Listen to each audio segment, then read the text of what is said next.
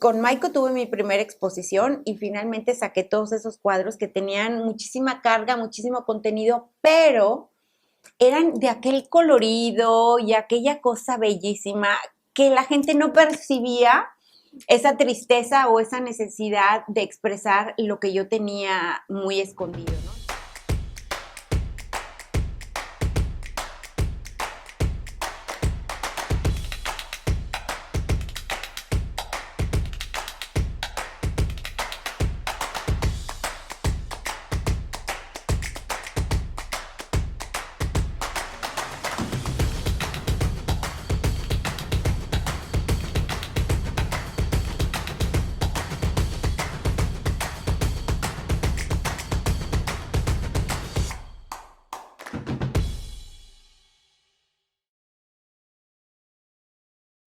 ¿Qué tal? Los saludo con mucho gusto. Yo soy Lisbeth García, hoy como entrevistadora invitada de este podcast trascendente y con el lujo de tener el día de hoy como invitada a una artista visual y amiga maravillosa. Ella es Dulce María Solís Olivares. Bienvenida, Dulce. Ay, gracias, Mimi.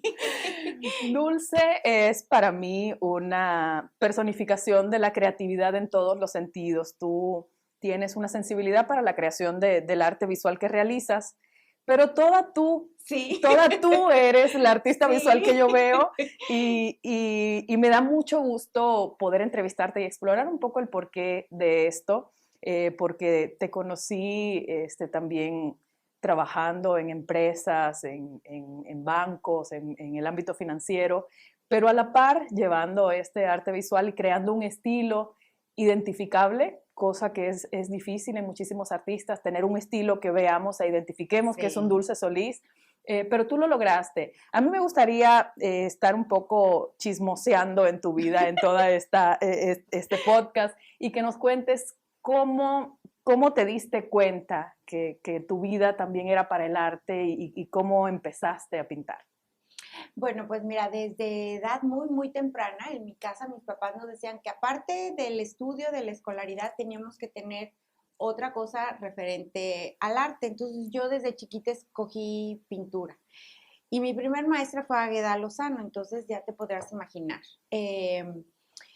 Yo siento que era como una necesidad. Mi primer clase que tomé fue a los 9 años de pintura y la maestra me decía, es que parece que ya habías pintado, porque yo en lienzo grande, porque ella tenía los lienzos y ahí teníamos que elegir. Yo era la única niña en su clase de pintura, eran casi señoras, pues como, ya señoras grandes, digamos, que ya tenían una trayectoria de pintura. Y obvio mis trazos no eran tan perfectos como los de ella, pero yo como iba con aquella seguridad de que eso era lo que yo quería hacer, así empecé y yo pienso que desde chiquita tenía ya esa necesidad, tenía ya esa necesidad. No sabía exactamente que fuera a través del arte plástico, ¿no?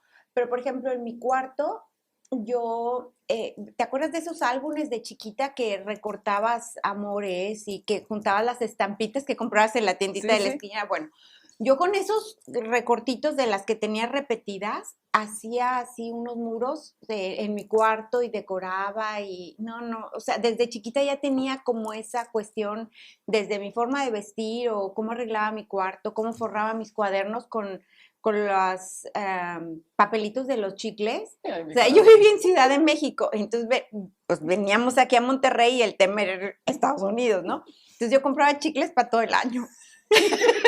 Y con esas envolturas de chicles tan preciados, las ponía y con eso forraba mis cuadernos. Pues te digo que yo pienso que ya es algo que traía y ya después, en una época en la que yo sentí una necesidad de expresar algo que traía muy, muy, muy adentro, fue cuando ya agarré el lienzo, pero lo que pintaba Liz lo tenía escondido, o sea, no salía de mi cuarto. Naciste en la Ciudad de México, ¿verdad? No, fíjate, yo nací en Nueva York. Mi papá estaba haciendo una especialidad en psiquiatría, primero en Chicago y luego en Nueva York, y entonces, bueno, pues fue que nací allá. El querido doctor Hernán Solís, el doc. A mí me gustaría también explorar por ahí qué significa haber sido su hija y haber nacido y crecido en ese hogar tan lleno de libros, tan lleno de vida intelectual, de relaciones, de amigos, de tus papás, pero además con esa madre Ay, sí. que también toda ternura y todo entregada, ¿no? A su esposo, a sus hijos. ¿Cómo crees que te definió haber nacido en ese hogar? Mira, déjame te hago un poquito de contexto. Mi papá es de un pueblo que se llamaba Santa Rosalía, en Tamaulipas, en el norte, que ya no existe, y mi mami de un pueblito que se llamaba La Bonita. Entonces esos pueblos, hay una inundación, se deshacen y todos se van a Comales, que era un pueblo como con más gente porque estaba la presa y total. Entonces la familia de mi papá eran muchos hermanitos, eh, no sé cómo decirlo, pero eran de una clase social más, como más restringida. Y en cambio, la familia de mi mamá eran los únicos que vivían en una casa de doble piso, el padre español y tal. Pero mi mamá dice que ella desde chiquita ahí en el pueblo le vio a mi papá y entonces se gustan. Entonces a mi mamá y a mi tía las mandan a estudiar a Monterrey y mi papá igualmente se viene a estudiar aquí en Monterrey y aquí coinciden un día, mi mamá saliendo de su clase de inglés y pues ya se hacen novios y tal, ¿no? Entonces, fíjate, el vivir en casa, en este contexto de mi familia que es enriquecedor, no nada más conmigo, yo creo que yo soy la menos agraciada, pero todos mis hermanos tienen algo muy, muy importante. Definitivamente es por la educación que nos dieron mis padres. O sea, ellos hicieron un binomio perfecto. Entonces, cuando vivíamos aquí en Monterrey, pues siempre éramos la hija del doctor Hernán Solís, mi mamá toda mona de su familia. Entonces, yo creo que esa parte que querían mis papás de formar esa familia con esos hijos que les querían dar todo eso que ellos traían en la mente, mi papá, pues toda su idea revolucionaria, sus ganas de salir de ese pueblito y destacar, o sea, mi papá hasta la fecha sigue siendo el primer, ¿cómo se llama? El promedio más alto de la Facultad de Medicina. Y así, Wow. bueno, quizá tenía muchas cosas, tú sabes. Pero yo creo que eso sí nos marcó a todos, porque aparte nos dejaron ser. O sea, Chepito igual, Sí. tú sabes que quería estudiar teatro y mis papás, o sea, siempre lo apoyaron y le ha ido muy, muy bien, ¿no? Entonces, sí creo que eso tenga mucho que ver, mucho, mucho que ver en la formación que nos dieron. Siempre los sábados en mi casa había comida y en esa comida se trataban temas de altura y sí, todo eso nos fue formando, nos fue poniendo así la semillita diferente a cada uno, porque digo diferente porque aún y cuando a todos nos educaron igual, todos somos diferentísimos. Absolutamente, pero aparte, ¿cómo sobreviviste y cómo conservaste la dulzura, literalmente? Sí, con tres fieras. Con esos hermanos tan Sí, determinados, de carácter tan definidos, sí.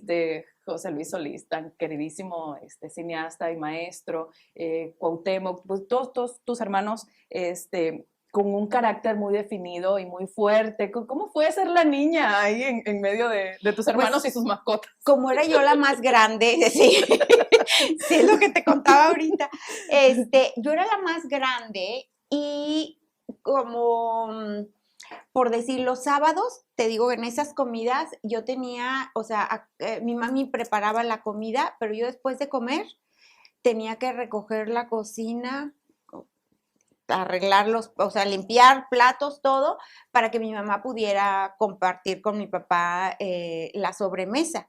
Entonces ya después de que yo ya había recogido todo, ya podía regresar a la mesa. Aparte, los fines de semana nada más podía salir o el sábado o el domingo con el novio. Los Nada dos más. no, porque te quemas, te choteas. Entonces, pues fui creada como mujercita, así como en una capsulita, así,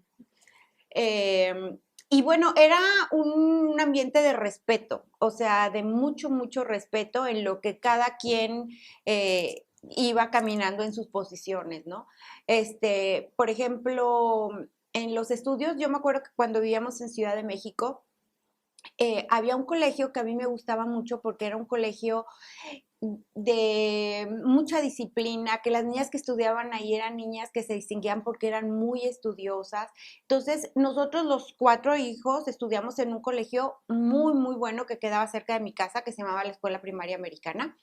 Y entonces, cuando yo llegué de Monterrey a vivir a Ciudad de México, yo aquí estudié en el Motolínea, pero no estudiaba inglés y yo me encantaba hablar inglés, pero no sabía, entonces yo hablaba así como si estuviera yo hablando en inglés, ¿no? O sea, yo sabía ya inglés. Oye, pues total, cuando llego a esa escuela en México, que era la mitad español y la mitad inglés, yo, bueno, estaba feliz porque la escuela era en inglés.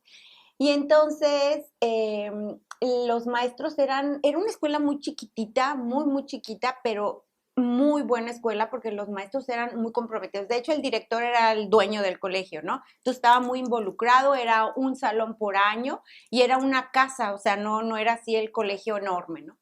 Entonces estuvo hermoso, ahí estudiábamos los 4 y te digo que referente a eso yo tenía unas vecinas que estudiaban en ese colegio, yo las veía con aquel uniforme, aquella cosa y decía, yo quiero estudiar en ese colegio. Aun y cuando no era como la estructura del pensamiento socialista de mi papá, dijo, bueno, si la niña quiere ir a estudiar ahí, que vaya. Y total, ya, le dijo a mi mamá, llévala a ver si la aceptan, porque en ese colegio nada más te aceptaban de kinder y yo iba a entrar a segundo de secundario. Entonces estuvo bien padre porque finalmente entré a la escuela que yo quería estudiar, así de niña toda estudiosita. Y bueno, pues tú sabes, mis hermanos estudiosísimos, los 3 incansables. O sea, hasta el día de hoy no dejan, no dejan, no dejan, siguen con esa escuela de mi papá. Qué maravilloso. A mí me llama mucho la atención porque hay un poco de transdisciplina ahí contigo y las artes. Sí. Veo que estás también muy metida en la danza, bailas danzón. Sí, ahora. Cuéntame un Sí, poco cómo se da sí, sí, sí. ese tránsito, porque también sigues pintando. Sí, sí, sí. Déjame te cuento. En un principio, como te decía, o sea, pintaba porque tenía una necesidad extrema de sacar algo que no me salía a través de escribir, no me salía, iba yo a mi terapia, o sea, tenía como una necesidad de expresar algo que no sabía cómo expresar. Y entonces te digo, yo pintaba. Y un día, Maiko vio mi obra y me dijo, Dulcita, qué bárbara, qué increíble está tu obra. Vamos a hacer una exposición. Y yo, ¿qué? Claro que no. O sea, yo no me quería salir de esa parte que podían ver algo que yo quería expresar, pero que nada más yo sabía, si me explico. Entonces, bueno, pues con Maiko tuve mi primera exposición y finalmente saqué todos esos cuadros que tenían muchísima carga, muchísimo contenido, pero eran de aquel colorido y aquella cosa bellísima que la gente no percibía esa tristeza o esa necesidad de expresar lo que yo tenía muy escondido, ¿no? Entonces, una mona con una jaula y un cuerno y una carreola y cantos y cosas, pero todo eso dentro de un colorido impresionante y flores y notas musicales. Entonces, no se notaba, ¿sí me La explico? tristeza que podía haber Que la detrás en el gente, proceso creativo. ajá, no, exactamente. Entonces la gente decía, ay, qué linda tu obra y qué colorido. Y yo nunca oí un comentario de lo que yo, para mí, representaba esa obra. Entonces de ahí fue un despegue impresionante, impresionante porque yo me solté, dije, oye, pues no está mal, y era como esa parte que ese eslabón de que solté todas esas cosas que tenía, que me dolían mucho, y la aceptación, entonces como que fue haciéndose la cadenita y Digo, se. porque me imagino que te da un poquito de miedo en esa primera expo lo que la gente fuera a percibir de tu Claro, obra. por supuesto, pero mira, yo iba muy cobijadita atrás de Maiko, así es de que. Y entonces me acuerdo perfecto que Maiko explicaba la obra y todo, y yo sentía que estaba así como en Alicia en el País de las Maravillas. Yo decía, wow, ¿no? Súper bien. Y eso me ha pasado en muchas exposiciones que es muy relevante, es muy, muy increíble. Porque, por ejemplo, una vez en una exposición, el curador o el presentador de la exposición dijo que el cuadro que le parecía más,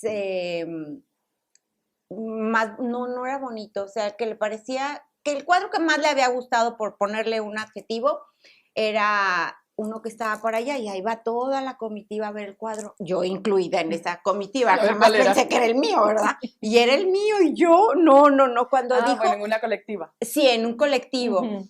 Entonces, ahí en el Museo Metropolitano, aquí en el centro, nunca me lo imaginé y de repente, te lo juro, Liz, me empecé a hacer así como chiquita, chiquita, chiquita. Y dije, no, que no sepan que soy yo, que no sepan que soy yo.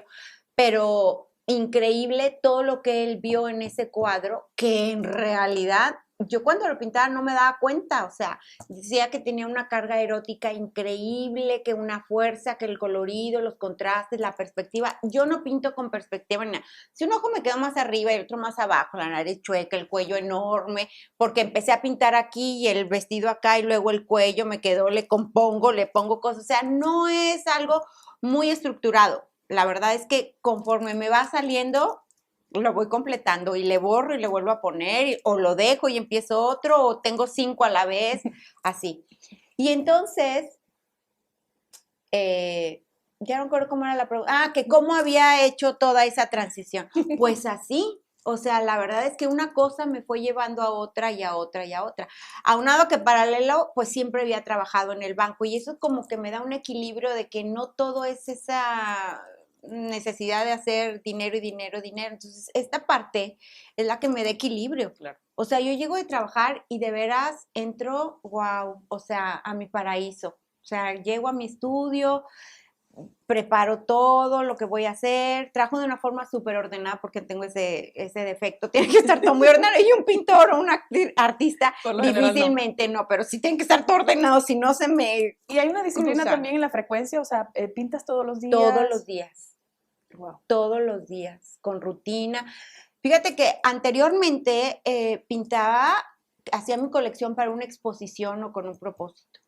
Entonces, luego puse mi galería y empecé a vender, pero vendía de lo que me había sobrado de alguna exposición o de que había empezado a pintar algo, ¿no? Pero no con ese afán de venta, ¿sí me explico? Y nunca quise perder eso.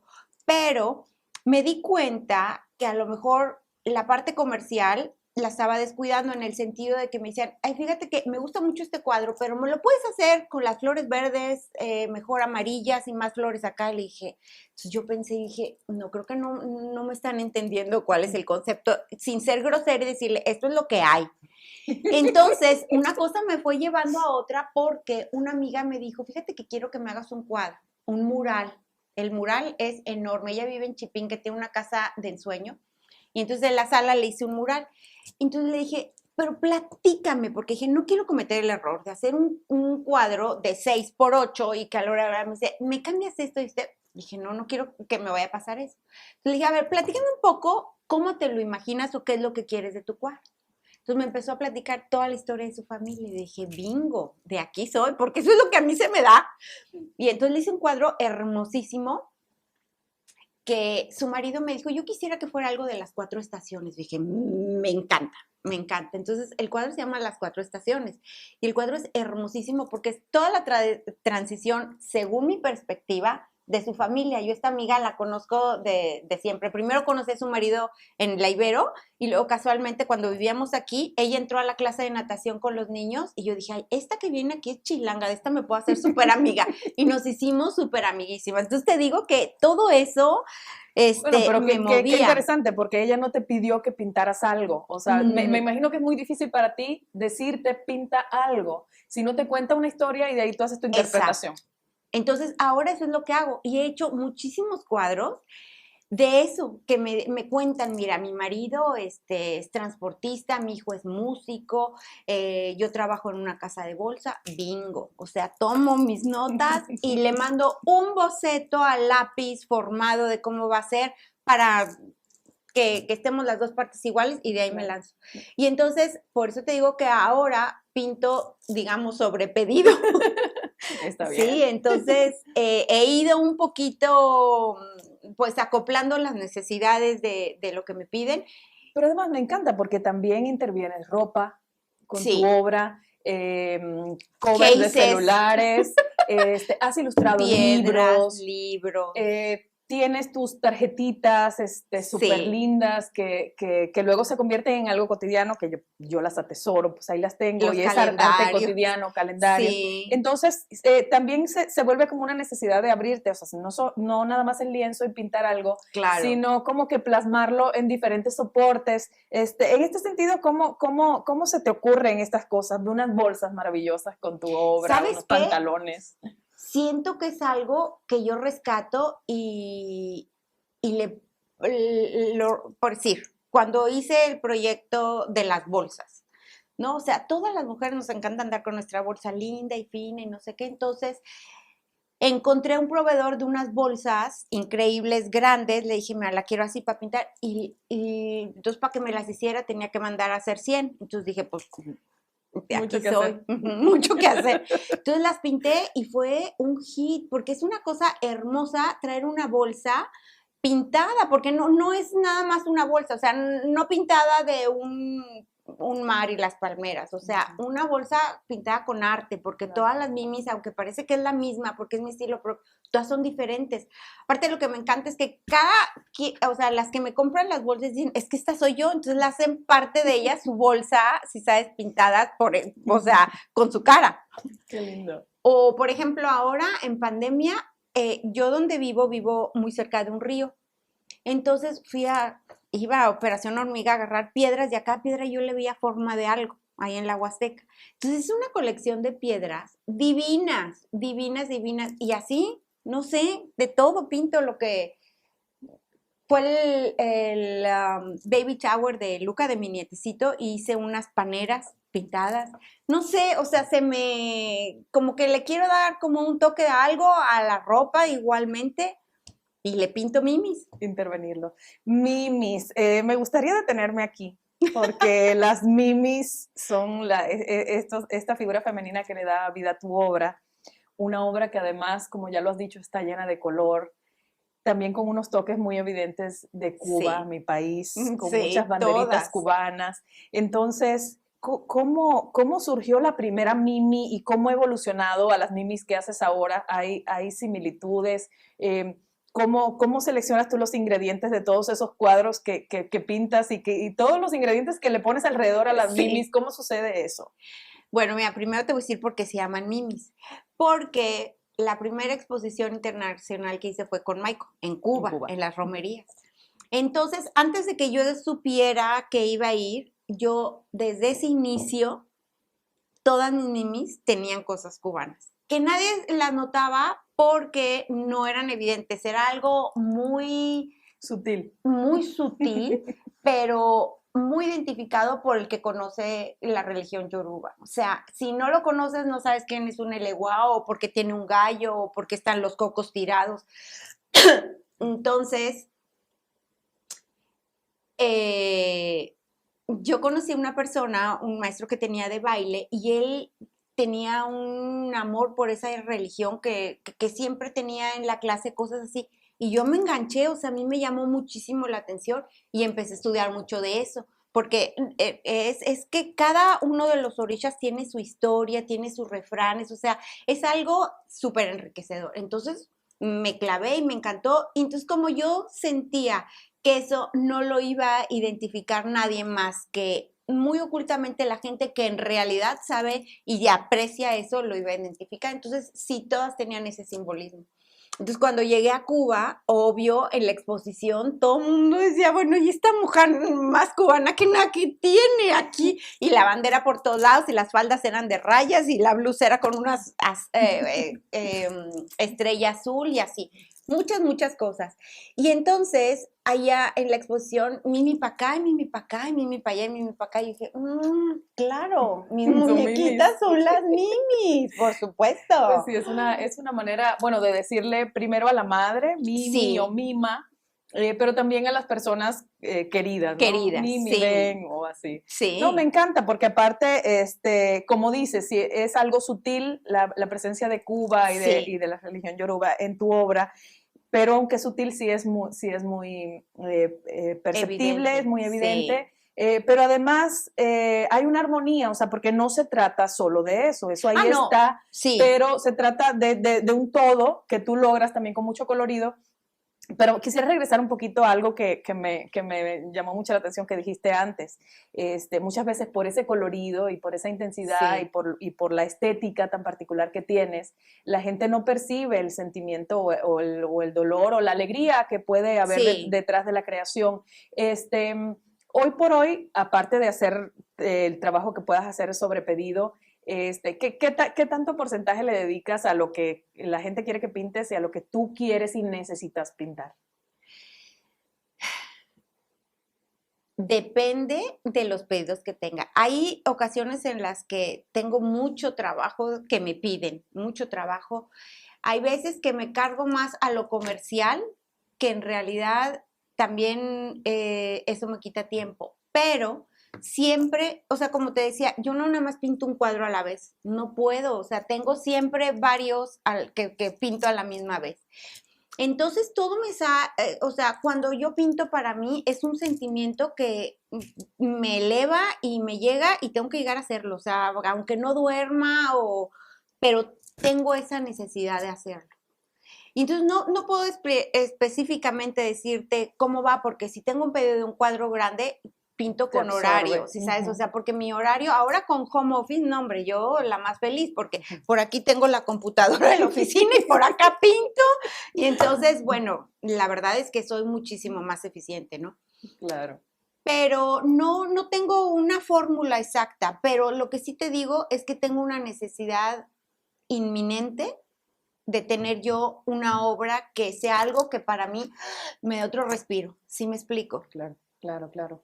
Oye, y ahora estás estrenando un capítulo maravilloso que es el de ser abuela. Sí. Cuéntame, porque creo que no va a tardar eso en impactar tu obra también pronto. Claro, sí, sí, sí. Ay, sí, fíjate que ya desde antes pintaba yo bebecitos, o sea, por lo general cuando, fíjate, yo iba a clases de piano con María Inés, pero yo me escapaba de mi clase de piano y yo me iba con Gerardo allá arriba a su estudio y ya estaba horas con él, le ayudaba a mover el rodillo para cuando imprimía. Y entonces toda esa percepción de la obra de Gerardo, yo me la quedé desde niña, pero como si fuera mía, Claro, como si fuera mía. hay referencias de Gerardo Muchísimo. Cantú en tu obra. Sí, sí, sí, muchísimo, muchísimo. Y Aparte bueno, de que mis Marinés papás, Mederos, pues también tenías ahí la venita cubana. exacto, exactamente. Te digo que mis papás siempre tienen que tener una actividad cultural. Y entonces los domingos o los fines de semana, mis papás eran muy amigos de ellos, entonces íbamos a su casa y ellos ahí en la bohemia y el artista y yo, mira, todo ese olor de su casa a óleo, a muebles viejos, el tono cubano de Marinés, haz de cuenta que me transporta a esa época, su casa en Tacuba, esa época de esa época de mi niñez, que no era tan niñez porque ya era como de los 9 a los 12 años, ¿no? Pero bueno, ya me salí del tema. Entonces te digo que pitaba Pintas ya muchos bebecitos. bebecitos así como en fetitos y así. Y digo, todavía no sabía yo que iba a tener un nieto, pero ya mi mente como que ya se iba preparando para eso, ¿no? Ya mis dos hijos casados, entonces decía, no, pues ya lo que sigue es un nieto. Y estoy enloquecida, vuelta loca con ese gordito delicioso. Está hermoso. Bueno, cuéntame un poco sobre lo que te da el danzón. El danzón, fíjate que siempre he bailado, siempre me ha gustado bailar. Lo sé y bailas muy bien. Ay, gracias. Pero el danzón me sacó de mi zona de confort. El danzón es delicioso, es una cosa porque aparte se baila con una orquesta en vivo. Entonces, el danzón no solo es el baile, es la música, que tienes que saber cuándo entra cada instrumento, cuándo, o sea, está compuesto de cuatro cosas. Es el montuno, primera melodía, montuno, segunda melodía, perdón, es primera melodía, segunda melodía y montuno. Y entre cada uno de ellos hay un estribillo, que es un baile, es una música que no se baila. Entonces, tienes que ir contando los compases, cuando entra un instrumento diferente, y es un baile muy estructurado. Haz de cuenta que aquí estás bailando y aquí están las fórmulas matemáticas por todos lados. Pero es algo increíble, ¿eh? Increíble, increíble. Sí, porque aparte también las personas que se dedican a bailar danzón se vuelve, bueno, no sé si quepa aquí la palabra, pero se vuelve casi una religión, o sea, Sí, tienen esa necesidad de juntarse, de sí, bailar, de ir, y sí sí. me llama mucho la atención que aparte de tanto trabajo que puedas tener como pintora o en tu trabajo, también te des tiempo para esto y se ve que lo disfrutas muchísimo. Lo amo de verdad. Ahora con pandemia, pues apenas empieza otra vez. El jueves hubo un baile con danzonera en vivo y todo. Entonces, bueno, o sea, empieza la música y sientes aquí así como de vibra la música. Increíble, increíble, increíble.